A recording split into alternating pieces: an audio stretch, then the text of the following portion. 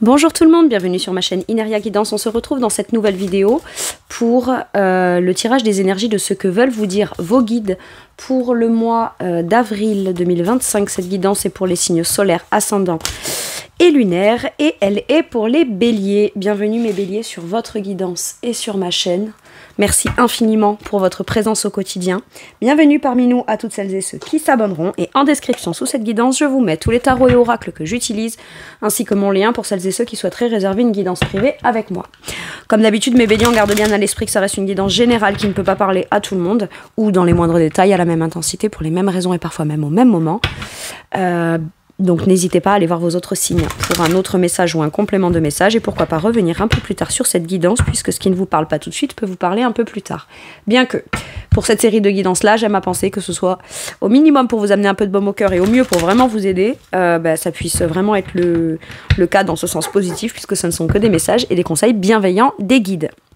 Le tarot de la bienveillance sera la base de mes 3 lignes principales et je vous explique à quoi ça correspond au fur et à mesure. Allez, on y va. Pour mes béliers, en premier, c'est ce sur quoi vos guides sont fiers de vous sur ce mois d'avril. Le messager de feu, on est bien dans sa bonne énergie, on fonce, on y va, on communique, on est optimiste, on est ambitieux, on a de la volonté, on a du courage, on a de la bravoure, on passe à l'action dans des démarches ou dans de la communication. Et en dos de deck, on a le 7 de terre. Pourquoi on est prêt à passer à l'action? Parce qu'on fait une action, ça prendra le temps que ça prend à se développer, on avance doucement, il y a de la patience, c'est-à-dire que c'est pas parce qu'on est dans l'action, action veut pas dire forcément précipitation, non, là on a la volonté, avec le messager de feu, on se laisse porter par ses désirs, parce qu'on se sent optimiste, parce qu'on se sent prêt, parce qu'on se sent vivant ou vivante, parce que, voilà, mais ça n'enlève pas pour autant l'idée de j'ai bien bossé jusqu'à maintenant, j'ai bien attendu, j'ai bien fait les bonnes choses, donc maintenant ça peut aller de l'avant, et maintenant que ça va de l'avant, ce que j'entends aussi c'est soit parce que j'ai mis longtemps à me sentir prêt ou prête et j'avais l'impression de stagner et ça prenait vachement de temps, mais j'avais peut-être besoin de peaufiner certaines choses, certains détails, comprendre certaines choses, certains détails en moi pour pouvoir aller de l'avant. Et par contre, maintenant que vous allez de l'avant, c'est pas parce que les choses se débloquent ou que vous débloquez à aller de l'avant, à mettre en place des démarches, à avoir du courage, de la bravoure, que pour autant vous l'appréhendez. Vous voyez, ça peut être ça aussi. C'est aujourd'hui quand les choses commencent, continuent ou se développent, tu fais ce qu'il faut et t'es pas là à y aller en étant mitigé ou pas. Tu y vas en ayant vraiment une vraie volonté, une vraie détermination, une vraie fougue, une vraie passion et quoi qu'il arrive, tu restes focus sur un peu cet état d'esprit, ce mindset, quoi. Et finalement, c'est un travail de fond, si je puis dire, qui vous permet aujourd'hui de considérer que dans le mouvement en avant ou lorsque on va de l'avant ou qu'on fait une démarche, on y met tout le meilleur, tout le positif, tout. Alors ça peut sembler un peu utopiste et ça peut sembler facile, dit comme ça, mais c'est pas sans travail sur soi, c'est pas sans patience, c'est pas voilà. Mais vous avez compris que aller de l'avant, c'est pas forcément se précipiter. Et quand les choses, soit on les met en place, soit on a longtemps travaillé et qu'on peut enfin commencer à avoir cette sensation d'avancement, on y va de bon cœur. On y va avec la bonne énergie. Vous voyez, on n'est pas là à se dire « Ah, mais je suis mitigée ou j'y vais pas ou je sais pas. » Non, on est dans l'affirmation quand même de soi, là, avec ce cavalier de... Ce cavalier de feu, le messager de feu, le cavalier de bâton. Ok. Donc vous communiquez sur ce qu'il y a à dire. Peut-être ça fait très longtemps que vous avez envie de dire un truc, mais vous aviez besoin d'abord de peaufiner le fond pour aller y mettre la forme, d'accord? C'est possible aussi. Vous avez peut-être longtemps attendu ou patienté. Et maintenant vous y allez, quoi. Vous y allez et vous vous dites, advienne que pourra, je crois en moi et je sens que c'est la bonne direction, la bonne chose à faire. En tout cas, moi, ça me rend enthousiaste, optimiste, fonceur, déterminé, motivé. Alors, advienne que pourra. Allez, avec quelle énergie on vous montre qu'on est fiers de vous? Ouais, c'est ça. Sagesse, c'est pas je passe à l'action et je fonce sans réfléchir. Non, c'est après mûre réflexion, après analyse, après avoir étudié, après avoir écouté mon instinct, mes intuitions, je suis connectée à mes intuitions. Alors à partir de là, vu que je suis connectée à mes intuitions et que je me sens... C'est pas parce que j'y vais, que je communique, que je suis pas en train d'analyser ce qui se passe et ce que j'en reçois, ce qui en découle, et parce que le messager de feu communique, Mais pour autant, la grande prêtresse, elle s'étudie bien elle-même et tente de s'observer. Peut-être vous avez un regard où j'y vais, je fonce, je suis optimiste, mais il y a une part de moi qui se met un peu de côté et qui m'observe dans cet optimisme et cet avancement. Et finalement, j'apprends même à découvrir des choses ou à redécouvrir des choses sur moi. J'apprends à mieux les maîtriser. J'apprends à constater aussi, parce que la grande prêtresse peut apprendre, étudier, mais elle constate des choses. Elle se rend compte des choses. Elle a certaines révélations, certaines informations qu'elle capte, qu'elle perçoit ou qu'elle possède ou qu'on lui donne dans un truc de communication. Mais c'est pas parce qu'elle va de l'avant avec une belle volonté de ce messager de feu que pour autant elle n'a pas réfléchi, elle réfléchit pas, elle étudie pas les choses. Et j'ai presque l'impression que même si vous avez l'impression de répondre un peu du tac au tac ou aller dans quelque chose qui sans cette énergie qui peut être bloquante, est-ce que je suis pas en train de me précipiter, sans appréhender, etc. Ben finalement, on se rend compte que même sans trop réfléchir, instinctivement, quand on est plus dans la réponse instinctive ou dans la démarche instinctive, finalement, on le fait plus avec son instinct qu'avec c'est parce que j'ai pas réfléchi. Au contraire, instinctivement, la grande prêtresse, c'est simple.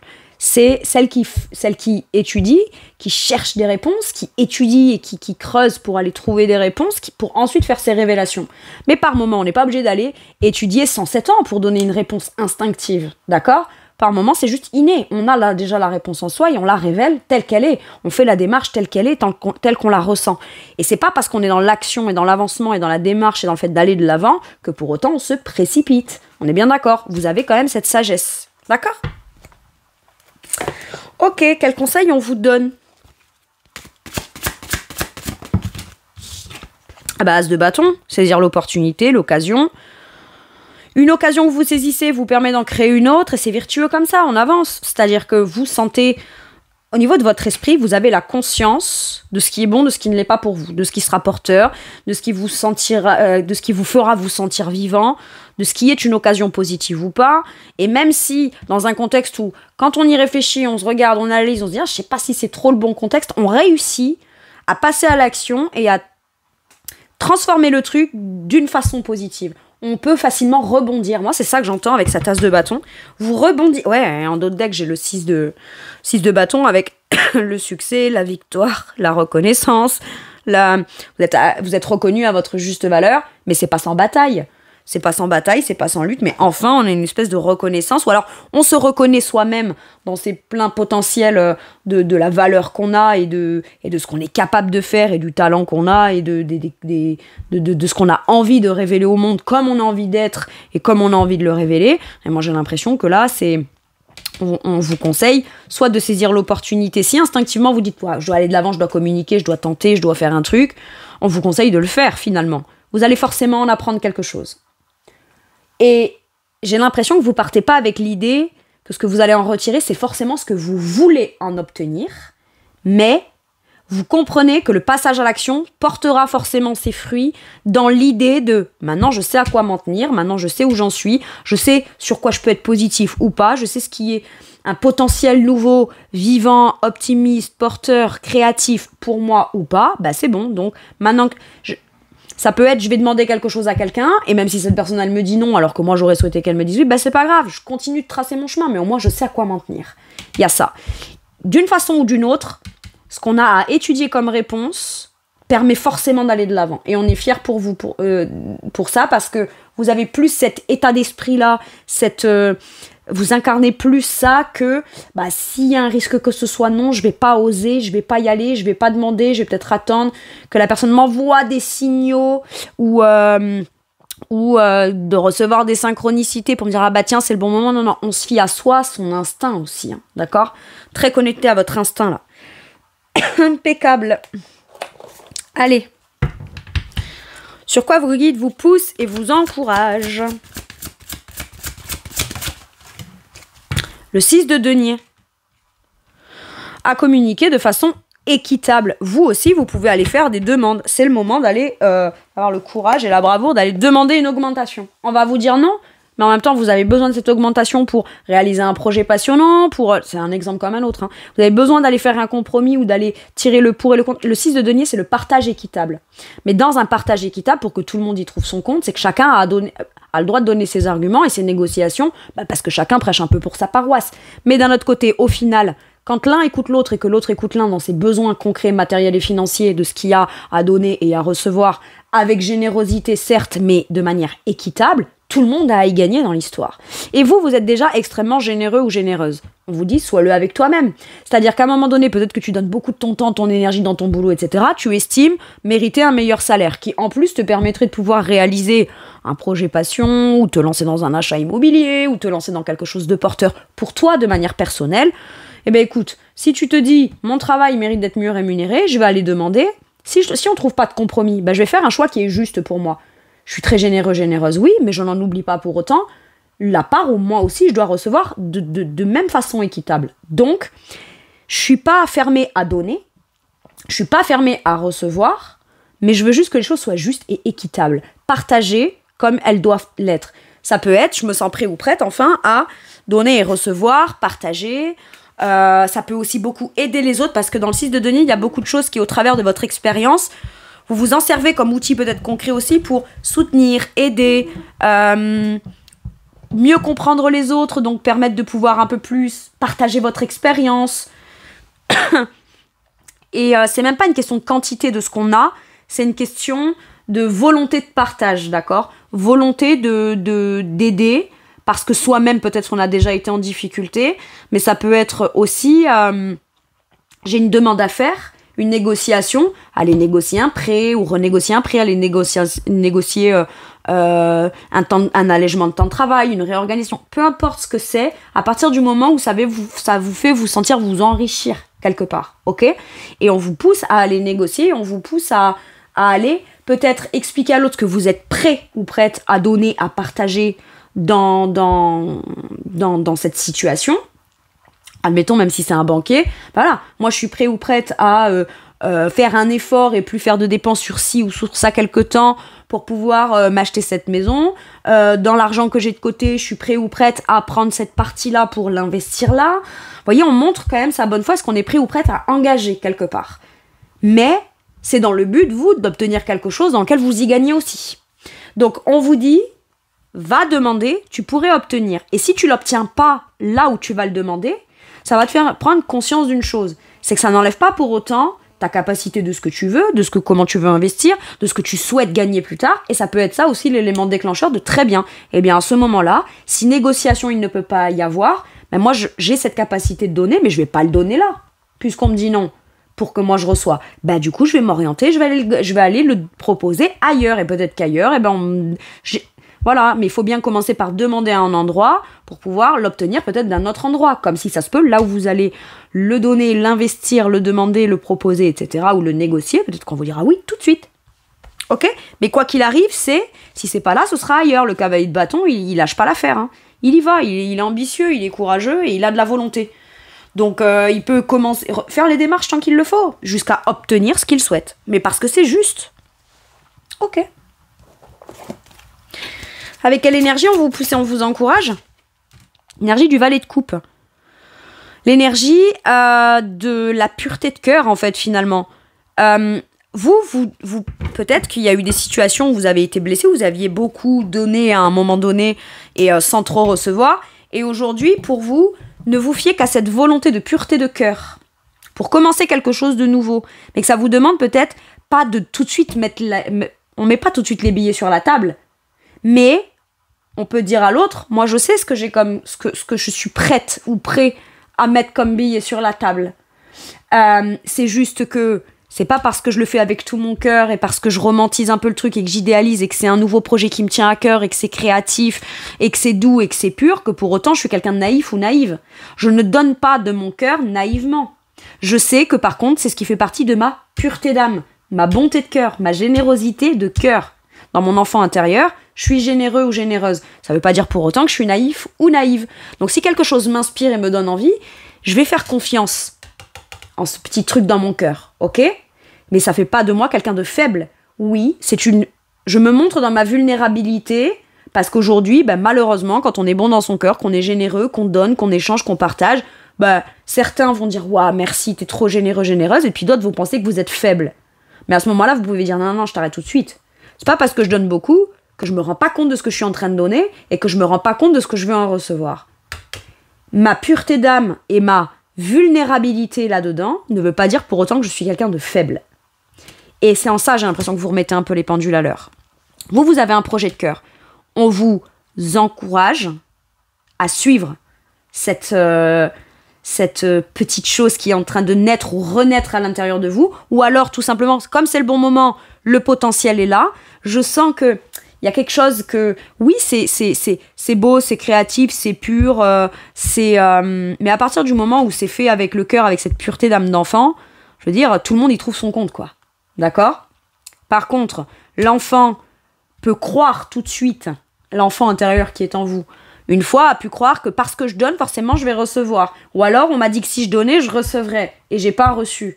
Très bien. Bah maintenant, si je sens que dans quelque chose de nouveau, dans une nouvelle relation, ou dans un nouveau potentiel de négociation et de donner et de recevoir, mon cœur commence à se réouvrir un peu à ça, je sais aujourd'hui comment je vais le faire. Je sais ce que je peux donner, pas donner, mais je vais d'abord m'assurer que l'autre a déjà en sa possession ce qu'il ou elle peut donner ou pas, et ce qu'il ou elle est prêt à mettre sur la table ou pas. D'accord ? J'ai un truc comme ça. Il y a quelque chose aussi que vous aimeriez faire, transmettre, partager, donner, peut-être dans un sens d'un projet de cœur qui très gentil, très bienveillant. Alors c'est sûr qu'on peut dire mais toi t'es une utopiste ou t'es un utopiste hein, avec ce valet de coupe là. On a l'impression peut-être que c'est pas un truc sérieux, que c'est pas assez mature, que c'est pas assez construit. Mais il y a besoin de partir de cette pureté de l'âme là, presque de. C'est pas le côté naïf, c'est le côté insouciant. Il y a besoin d'un minimum de ça pour vraiment donner avec générosité et avec générosité de cœur finalement, ok ? Mais c'est pas pour autant qu'on n'est pas conscient dans la matière ou dans le concret ou en tant qu'adulte que ben oui on peut donner. Si la personne reçoit et donne, ben, c'est cool, on est dans un partage. Par contre si elle ne le fait pas, ben moi c'est pas que je suis pas pure dans mon cœur, c'est juste que je vais pas aller faire croire à l'autre que je suis naïf ou naïve en continuant de donner sans recevoir, voyez ? Mais quand je donne, ou quand je partage, ou quand j'échange avec l'autre, je suis dans mon cœur. Elle est juste là, il y a une légère nuance qui vous fait appréhender les choses d'une façon toute nouvelle. Ou de nouveau, vous vous autorisez à vous dire que c'est possible. Ok ? Allez, quel conseil pour mes béliers, s'il vous plaît ? Bah en fait, on vous dit, t'as évolué dans ton état d'esprit aujourd'hui, tu vois les choses différemment. Dans la subtilité, c'est plus j'ai été généreux, généreuse, j'arrête de l'être, je donnerai plus jamais. Non, il y a une subtilité à ça.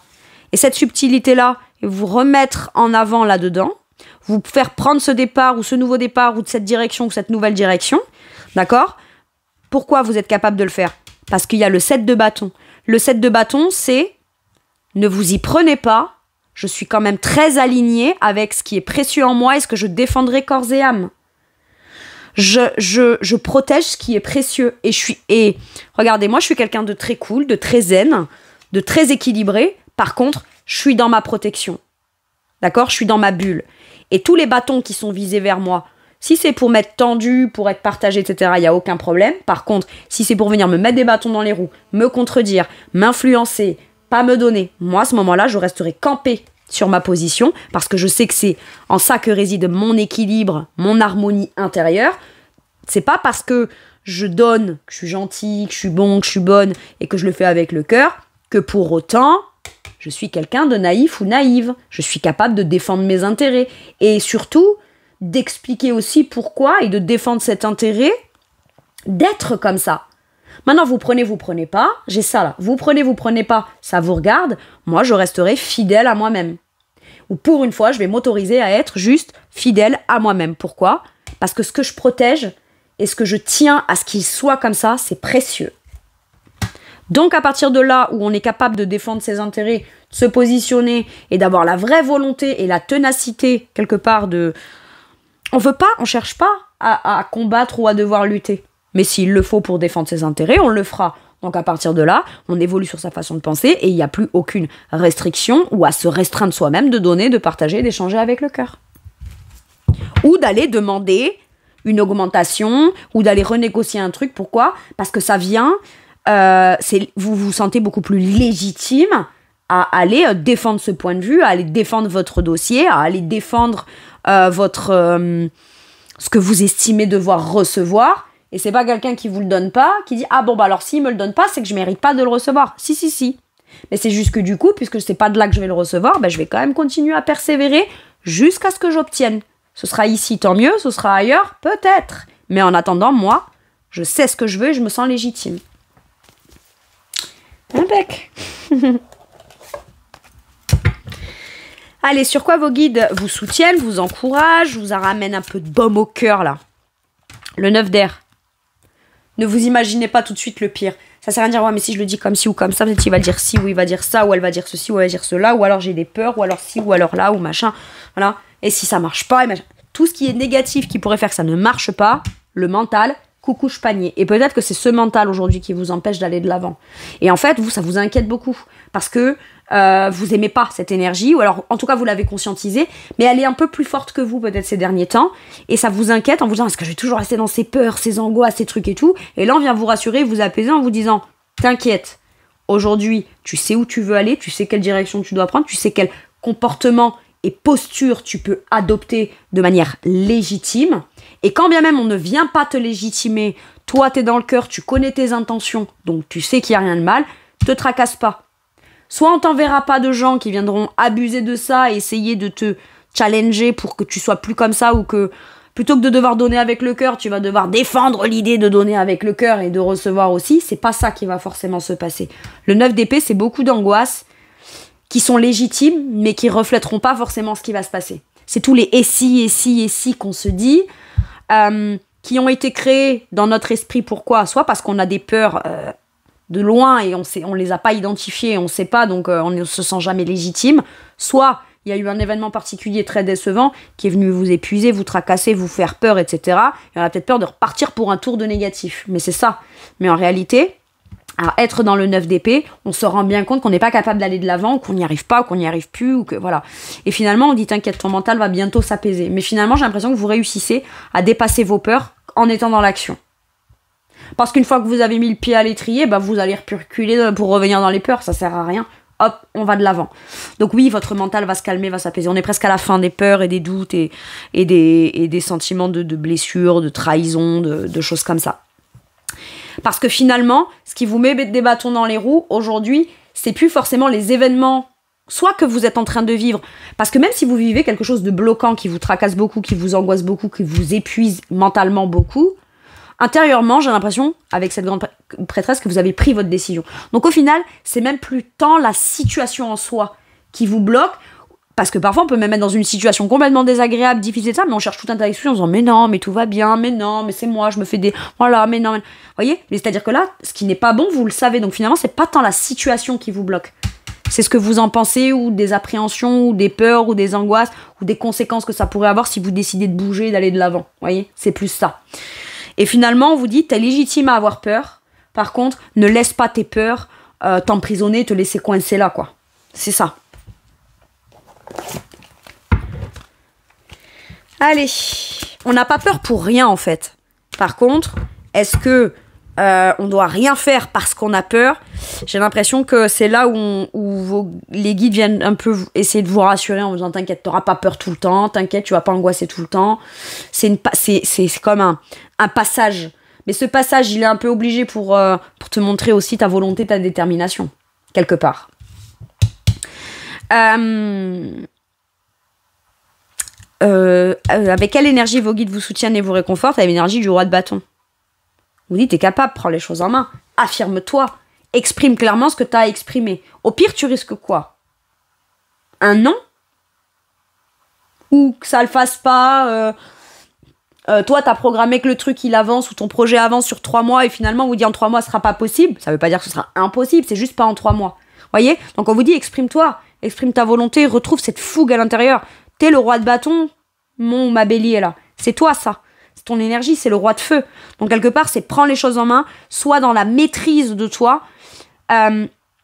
Posez-vous peut-être la question. Là, est-ce que je peux agir? Est-ce que je peux faire quelque chose? Oui?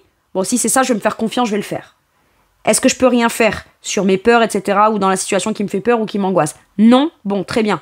Ben, je vais essayer de garder la maîtrise de moi, mais toujours en restant dans l'affirmation que, quoi qu'il arrive, je me lancerai, je passerai à l'action, je me ferai confiance et je m'affirmerai et j'irai quand même de l'avant. C'est un truc comme ça, là. Ok? Il y a une certaine forme de volonté que, de nouveau, vous avez en main, ou que vous sentez, ou que vous avez envie d'atteindre, et on vous dit que vous vous affirmez presque même à vous-même là-dedans. Par moments, ça peut même être vous-même qui dites à vous, ça suffit, t'arrêtes d'avoir peur. C'est pas vous vous engueulez, mais c'est la part de la volonté de vous qui a envie d'avancer, qui est en train de dire, maintenant ça suffit, t'arrêtes. Coucou, je panier le mental. Souvent, je dis ça, coucou, je panier. Et quand je dis coucou, je panier le mental, souvent, j'ai des commentaires. Coucou, je panier le mental avec des smileys morts de rire. Mais c'est ça, vous voyez, c'est je reprends la maîtrise de mon pouvoir personnel, mais même sur moi-même. C'est pas la part de moi qui flippe. C'est pas que la part de moi qui flippe, elle est mal et on doit lui taper dessus et on doit lui dire qu'elle est médiocre ou quoi. Non, elle est légitime à exprimer parce que finalement, c'est la part qui a été blessée. D'accord? Mais par contre, elle cherche à protéger. Donc elle a très très peur. Donc elle veut protéger. Non, ici, ça marche pas et tout. Tu pourrais te décevoir, etc. Et le roi de bâton, il dit, même si ça marche pas là, on fera tout pour que ça marche à un moment donné différemment, sous une autre forme, etc. Mais moi, je me ferai entendre, je me ferai comprendre et je maîtrise. Donc je mettrai en place. S'il y a un truc qui finalement me fait peur se réalise, on me dit que c'est pas dans 3 mois, ce sera dans 6 mois, stratégiquement, je mettrai en place quelque chose qui fera que on ira quand même de l'avant. J'ai ça. Ou sinon, c'est face à quelqu'un qui vous fait des peurs, où il peut y avoir du chantage, où il peut y avoir la peur que l'autre vous culpabilise ou quoi, alors qu'en vrai, visiblement, vous avez été pas mal blessé dans l'histoire aussi, ou déçu, ou sentiment de trahison, etc., etc. Et vous réaffirmez face à cette personne, hein. Voilà, donc ça fait peur de s'affirmer, on n'a pas envie, parce qu'on veut pas non plus partir dans des extrêmes, on veut pas avoir, vous voyez, cette deux bâtons, on veut pas se battre, on veut pas se disputer, on veut juste être entendu pour qui on est. Et que nos désirs soient entendus, et que notre volonté soit entendue, et que notre persévérance et notre volonté soient reconnues à sa juste valeur. Si c'est pas le cas, je ferai ce qu'il faut pour que ce soit reconnu à l'endroit où ça le sera. Et je suis ok de voir les choses comme ça. Mais quoi qu'il arrive, je vais faire des choses, j'ai des choses que je peux faire. Les choses que je vais devoir faire à un moment donné sont peut-être pas celles que j'aurais aimé devoir faire ou mettre en place à la base, mais puisqu'on en est là, je ferai ce qu'il faut. C'est ça. Et si ça se passe pas comme je l'appréhende, tant mieux, c'est très bien.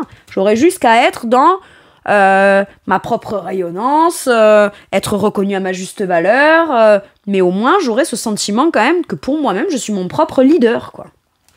Ok. Un conseil pour mes béliers. Le pape, restez fidèle à vous-même, vos principes, vos valeurs, vos engagements. Vous êtes de bons conseils.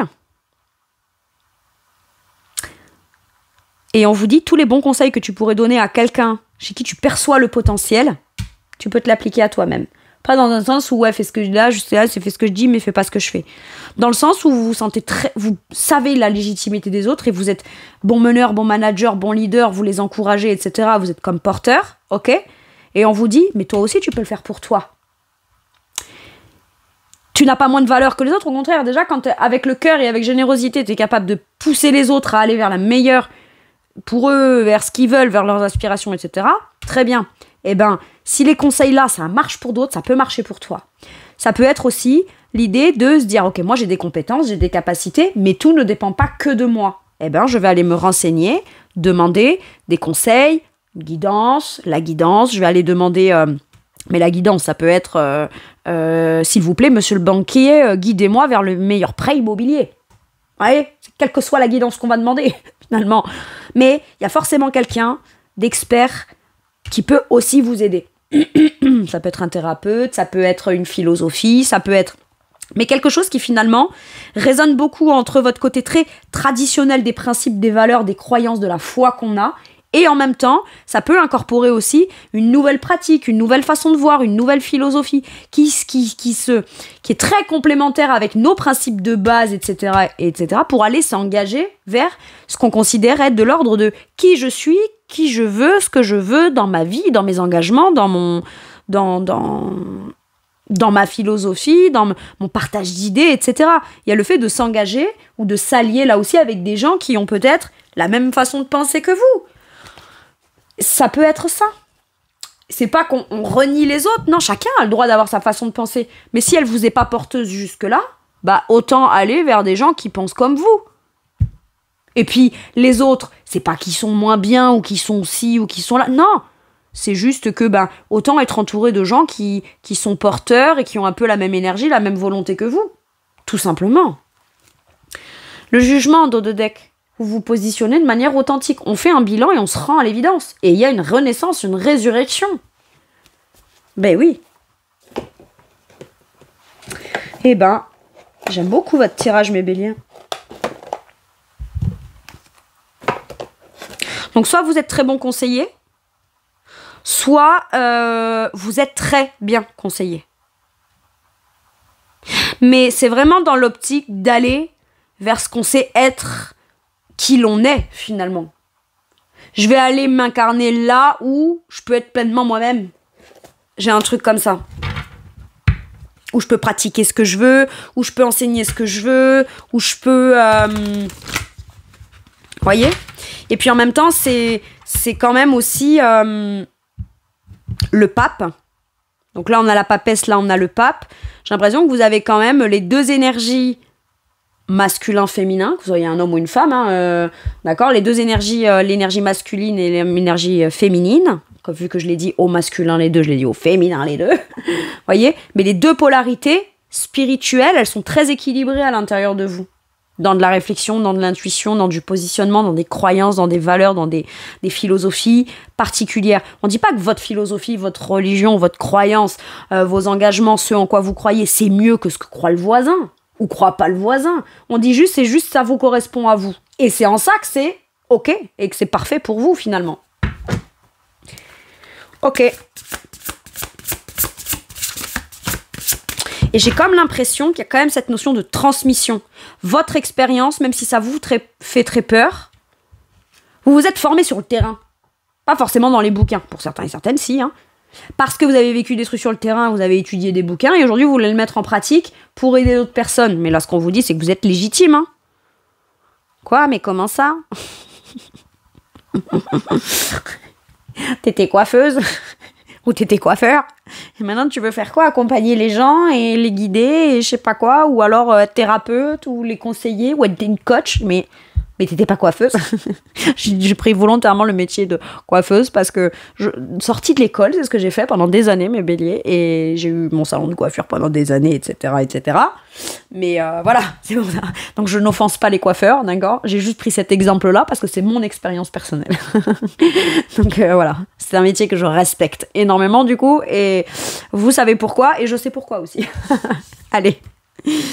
Mais c'est comme ça. Enfin, vous voyez ce que je veux dire ? On faisait un truc très cadré, très malin, bien vu de la société, etc. Et finalement, on change complètement et on fait autre chose. Mais c'est une autre part de vous qui va aller se réaliser, en fait. Vous n'êtes pas soit coiffeur, soit coiffeuse, soit cartomancienne, soit... Non, tout ce que vous aimez faire, tout ce que vous n'aimez pas, tous vos peurs, toutes vos lumières, toutes vos forces, c'est tout ça qui constitue qui vous êtes, en fait. Et là, c'est une part de nous qu'on a envie d'aller faire vivre... pour une fois ou à partir de maintenant, parce que ça résonne authentiquement avec qui on est, c'est tout. Et visiblement, vous pouvez aider pas mal de monde. Autant vous avez été aidé, peut-être guidé, peut-être conseillé à un moment donné, autant aujourd'hui, vous portez en vous la connaissance que vous pouvez aussi aller vous mettre en application, en pratique, quelle que soit la pratique, le domaine. Voilà, ça peut même être dans un truc très sérieux, mathématicien, il n'y a aucun problème. Pour moi, les mathématiciens sont des artistes. Parce que pour aller... il faut imaginer un concept pour aller essayer de trouver une formule, des calculs, etc. C'est une forme d'art. Okay, on est bien d'accord ? Moi, j'ai aucun problème avec tout ce qui est même très, très, très carré, cadré, scientifique, etc. Au contraire, je crois que c'est de l'art. C'est une forme d'art. Bon, après, est-ce que les scientifiques et les mathématiciens nous voient, nous, comme des gens sérieux ou pas ? Je m'en fous. On s'en fout de ça. C'est pas la question. C'est... votre capacité à vous de transmettre en fonction de ce que vous voulez, avec votre pratique, avec la pratique avec laquelle vous vous sentez à l'aise, aligné, Puis c'est votre bonne façon, c'est votre bonne façon à vous. Il y en a, ils apportent beaucoup de bonheur autour d'eux en faisant des gâteaux. Il y en a, ils apportent beaucoup de bonheur autour d'eux en chantant des chansons. Il y en a, ils apportent beaucoup de bonheur autour d'eux parce que ils sont banquiers, mais ils sont très humains et très à l'écoute aussi. Donc ils vont tout faire humainement pour obtenir des trucs, même si au final c'est la banque qui aura le dernier mot. Parce qu'il y a une... Vous voyez, c'est ça. Mais c'est quelle est ma mission, dans quoi j'ai envie de m'engager pour transmettre mon savoir, tout ce que j'ai acquis, je l'ai avant tout appris sur le terrain au travers de mes peurs. Eh ben, qu'est-ce que je peux en faire? Allez, un message ou un conseil pour vous. Ah, attendez, parce que j'ai pris le dernier et je l'ai pris en premier. Ben, c'est pas grave. Le 9 de bâton. Ok. 9 de bâton, je vous lis la carte. Protégez ce que vous créez. Tenez-vous prêt. N'abandonnez jamais. Demandez de l'aide à vos anges. Activisme environnementaux et droits des animaux. En fait, vous placez votre limite là où il faut la placer pour défendre ce qui est précieux pour vous. Vous êtes prêt ou prête à mettre beaucoup d'énergie, quitte à même vous épuiser, mais dans quelque chose qui sera porteur pour vous, et plus dans quelque chose qui ne l'est pas ou qui ne l'est plus. Notamment de l'immobilisme. Si on est très drainé parce qu'on a très envie mais qu'on a très peur, il y a des fuites énergétiques et on s'épuise là-dedans. Et bien là, quitte à devoir s'épuiser, à devoir mettre en place, à faire des démarches, et être actif et se bouger, etc., on va le faire dans quelque chose qui pourrait, oui, un premier temps être peut-être fatigant, mais au moins qui sera porteur. Voilà, vous replacez un peu les limites aussi. Impec. Bon. Avec celui-ci, un message ou un conseil. Vous militez là.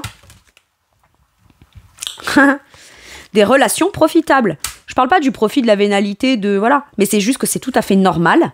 Je vous en disais, entourez-vous des gens qui vous font profiter autant que ce que vous en profitez. En fait, où tout le monde a à donner et à recevoir. Des relations profitables, c'est quoi? C'est où tout le monde y trouve son compte. D'accord? Et tout le monde en profite. Donc c'est soit il y a ça dans vos relations et c'est super, d'accord? Mais c'est pas...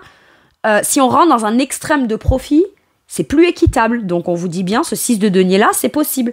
Tu vas trouver des gens qui peuvent, je sais pas moi, pas forcément t'aider matériellement et financièrement, mais qui vont te donner le tuyau de la personne qu'ils connaissent, qui peut vous aider à avancer là-dedans. Et vous, en échange, pour rendre grâce à cette personne, vous pourriez lui offrir un petit cadeau, parce que vous savez, j'en sais rien, moi, qu'il ou elle aime les fleurs, alors vous allez, j'en sais rien, moi, lui acheter un truc de coloriage de fleurs. Vous voyez, c'est ça, c'est pas que des trucs de profit, d'argent, ou un qui donne plus que l'autre, non, c'est tout le monde a à y gagner dans l'histoire. Ok. Et presque limite, vous allez vous pardonner à vous-même ou pardonner à celles et ceux qui ont... de toute façon, pour pouvoir donner ou redonner, mais dans les conditions où tout le monde y trouve son compte, il est clair et net qu'il faut quand même avoir pardonné ce qui a été déséquilibré dans une forme de sentiment de je te donne, tu prends, et puis voilà. Et moi, je me sens démunie de tout, quoi. Vous voyez, je pense qu'il faut avoir pardonné ça et régler ça pour pouvoir venir ou revenir à des trucs beaucoup plus justes et équitables dans le donner et le recevoir. Ok. Ça peut être aussi, il y en a certaines qui veulent vous aider. N'acceptez pas l'aide et la main tendue. Enfin, n'acceptez pas. Vous n'acceptez pas l'aide et la main tendue parce que peut-être vous avez très peur. Dire non, je dois le faire par moi-même, pour moi-même, c'est ma responsabilité, c'est mon engagement, etc. Mais il y a peut-être que si vous avez beaucoup donné par le passé à quelqu'un, l'univers va vouloir vous le rendre au travers d'une autre personne. Peut-être une autre personne qui va vous rendre ce que vous avez déjà donné. C'est pas forcément la personne à qui vous avez donné qui doit venir vous le rendre pour qu'on boucle le truc et qu'on n'ait pas une sensation de pas fini, quoi. D'accord? Parfois, écoutez, j'ai quand même dit, voilà, les voies du Seigneur sont impénétrables. C'est-à-dire que on a rendu service à un tel, l'autre nous l'a pas rendu forcément, ou peut-être même a été ingrat, on a profité, etc. Mais un jour sur votre route, vous tombez sur quelqu'un prêt à vous tendre la main. Eh ben, vous le recevez sous une autre forme, pour une autre personne, pour un autre truc qui sera peut-être plus significatif pour vous à un autre moment, et c'est ok. Donc vous aussi, vous avez le droit de recevoir. C'est essentiel.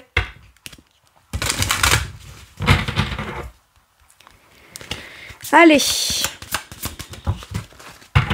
l'amour est votre énergie, donc dans les derniers messages et conseils, et comprenez votre corps. Moi, j'ai l'impression que vous avez envie physiquement d'aller de l'avant, qu'il y ait du mouvement, etc. Et donc, vous êtes très à l'écoute de ça, de vos sensations, de là où vous voulez aller, du mouvement que vous voulez prendre. Et si vous sentez une tension, essayez de comprendre ce qu'elle veut dire. Est-ce qu'elle est légitime parce que vous avez peur de ce que l'autre va vous... Voilà, d'accord, il ou elle va me donner ça, ou alors voudrait m'aider, mais qu'est-ce que ça va me coûter quoi derrière? Vous voyez, tous ces petits trucs. Essayez d'écouter quelle manifestation dans la matière ou dans le physique ça vous fait ressentir. Et on vous dit que finalement, si vous avez très envie d'accepter, c'est parce que l'amour est votre énergie. Ou alors que vous sentez que finalement, l'autre vous le donne avec amour. Mais l'amour est votre énergie et comprenez votre corps. Donc si vous comprenez là où vous voulez aller de manière physique, dans le mouvement, en allant de l'avant, c'est parce que c'est l'amour que vous avez qui veut aller vers ça. Et donc on vous dit, écoute l'amour de toi, l'amour pour toi ou l'amour dans ce dans quoi tu as envie d'aller et écoute-le de manière factuelle, physique. Voilà mes béliers, c'est tout pour moi pour cette guidance. Je vous remercie de m'avoir écouté. Je vous fais tout plein de gros bisous. Je vous souhaite de magnifiques démarches et plein d'avancées et de recevoir en abondance comme ce que vous êtes capable de donner. Et par contre, n'oubliez pas, prenez bien soin de vous. À bientôt. Au revoir.